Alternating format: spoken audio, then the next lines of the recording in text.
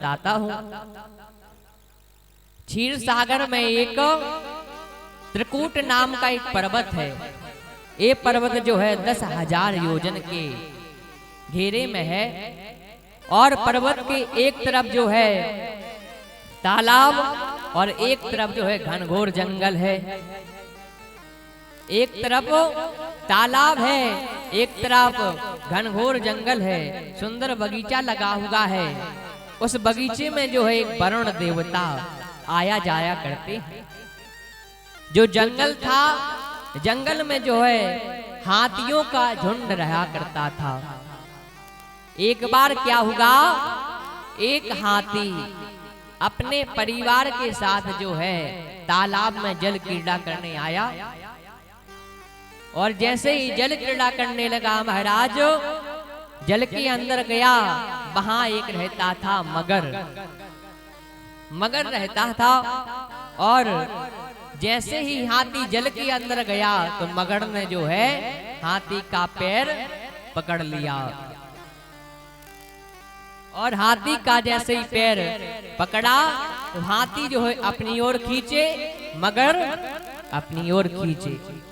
हाथी अपनी ओर खींचे, मगर अपनी ओर खींचे। ना हाथी हार मांगे और ना मगर हार माने। अच्छा, पहले ये समझ ले ये हाथी कौन है और ये मगर कौन है। ये हाथी जो है श्रापित था, इसको श्राप था। ये हाथी है कौन? ये है द्रविड़ देश के राजा इंद्रदुम्न थे। ये हाथी जो है एक राजा थे। एक बार ये जो है गद्दी पर अपने बैठे, गद्दी पर जैसे ही बैठे तो उसी समय जो है अगस्त मुनि सामने से जा रहे थे। अगस्त मुनि सामने से निकले और राजन जो है अपनी गद्दी पे बैठे। अब ना तो राजन ने जो है अगस्त मुनि को देख के सीताराम कहा, ना प्रणाम किया, ना खड़े हुए, ना आदर दिया, सत्कार दिया, कुछ नहीं। अगस्त मुनि ने देखा, अरे राजा अपनी गद्दी पर बैठे हैं, क्योंकि हमारे शास्त्रों में वेदों में ऐसा उल्लेख है कि अगर आपके सामने कोई संत महात्मा विद्वान पंडित जन कोई निकले तो उनका आदर करो, उनको प्रणाम करो। खड़े होके बस जय सीताराम कर लो, इतना ही में उनका सम्मान हो जाता है। ऐसा शास्त्र में उल्लेख है। पर राजा ने जो है कुछ नहीं किया। अगस्त मुनि को जो है क्रोध आ गया महाराज, क्रोध आ गया। कहा, रे राजा तू जो है हाथी जैसा बैठा है, हाथी जैसा बैठा है, मैं श्राप देता हूं तुम्हें, तुम जाओ तो हाथी हो जाओ, तुम जाओ हाथी हो जाओ। अब तो जो है राजा अगस्त मुनि के चरणों में आ गया, क्षमा याचना करने लगा, महाराज हमको क्षमा कर दो। अगस्त मुनि कहते हैं, अब क्या, अब तो तुम्हें हाथी बनना पड़ेगा, श्राप व्यर्थ नहीं जाएगा, हाथी तो तुम्हें बनना ही पड़ेगा। ये कह दिया तो राजा कहते हैं, महाराज मेरा उद्धार कैसे होगा ये और बताओ हमें, हमारा उद्धार किस तरह होगा। तो अगस्त मुनि कहते हैं, राजा जिस दिन तुम जो है भगवान को आत्मा से आवाज लगा दोगे, उस दिन भगवान आकर तुम्हारा उद्धार कर देंगे। बोल भक्त वत्सल भगवान की जय। और ये मगर कौन था? मगर जो है हुहु नाम का एक गंधर्व था। एक बार की बात है, हुहु नाम का गंधर्व जल में जल कीड़ा कर रहा था। वहीं पर जो है देवल ऋषि जो है संध्या वंदन कर रहे थे। हुहु नाम के गंधर्व को थोड़ी सी मस्ती सूझी और धीरे से वो आता और मुनि का जो है चरण पकड़ के खींच जाता। पैर पकड़े बार बार खींचे। अब जो है ऋषि को जो है गुस्सा आ गई, ऋषि को क्रोध आ गया। और जैसे ही क्रोध आया, देवल ऋषि ने सोचा चलो कोई बात नहीं, हटाओ हटाओ। एक बार खींच दिया पैर, मुनि शांत हो गए। अब जो है इसने दूसरी बार भी जो है मुनि के चरणों को पकड़ा और फिर खींच दिया। 2 बार हो गया।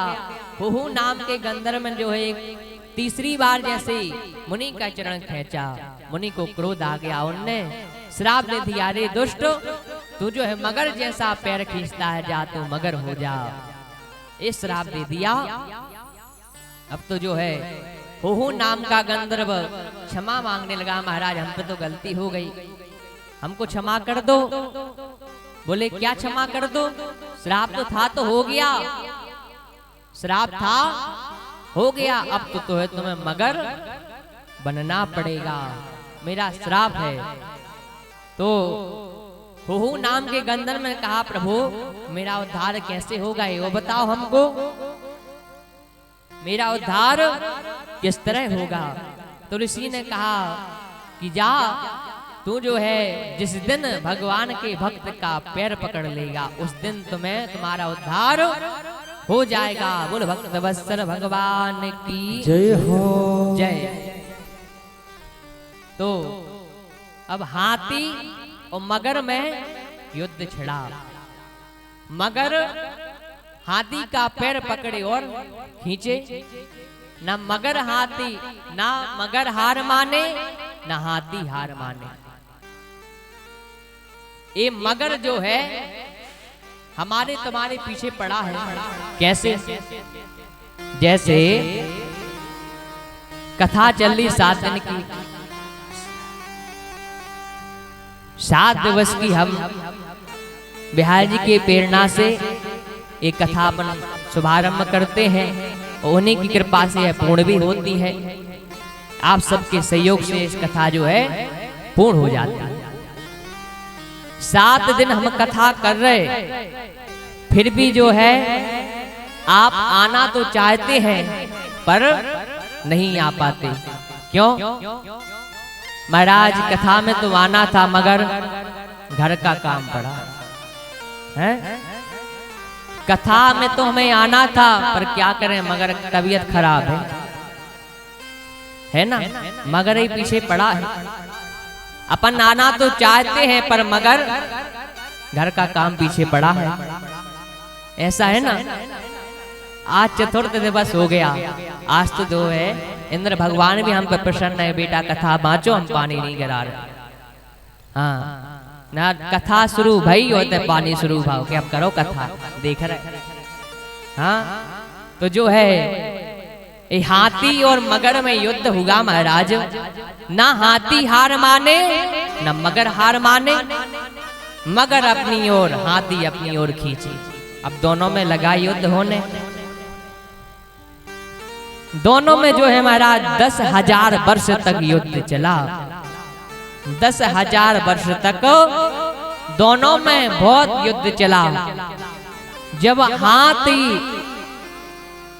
अपना आत्मबल खोने लगा तब जाके जो है भगवान को पुकार लगाई। क्योंकि जब तक हमारे अंदर आत्मबल होता है तब तक भगवान याद नहीं आते, और जहां हमारा आत्मबल खत्म होगा तो भगवान आ जाते हैं।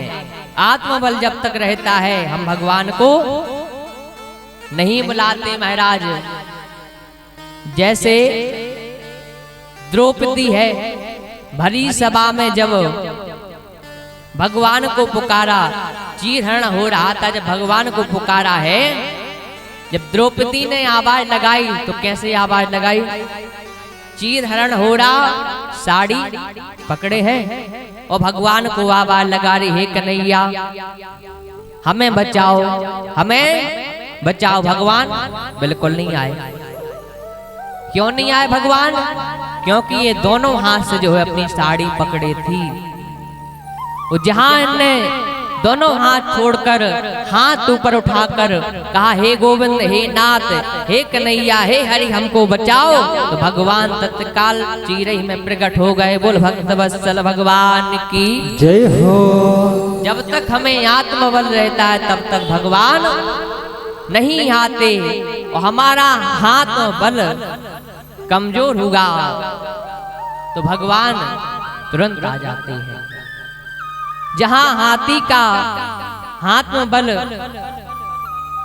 कमजोर हुआ ना, आत्मबल जो है टूट गया, तो जो है हाथी ने एक फूल तोड़ा, फूल तोड़कर जो है आवाज लगा ली, हे प्रभु हमको बचाओ, हमको बचाओ। भगवान को आवाज लगा ली,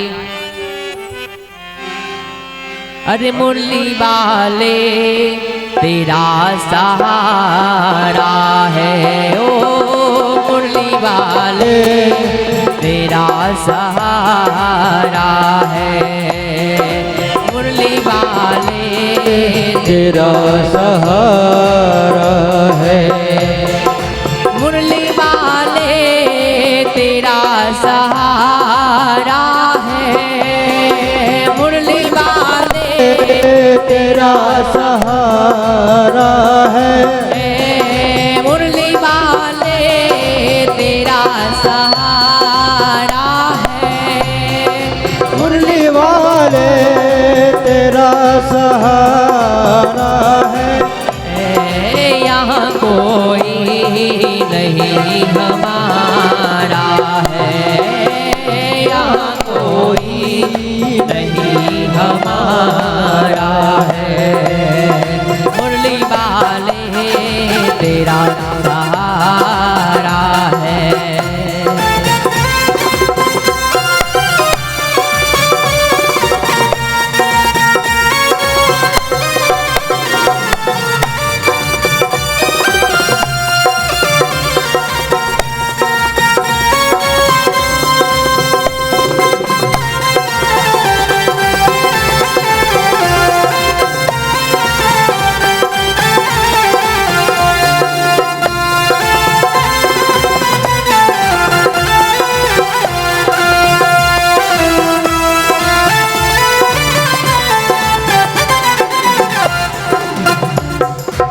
भक्त वत्सल भगवान की जय हो। हाथी ने पुकार लगी, प्रभु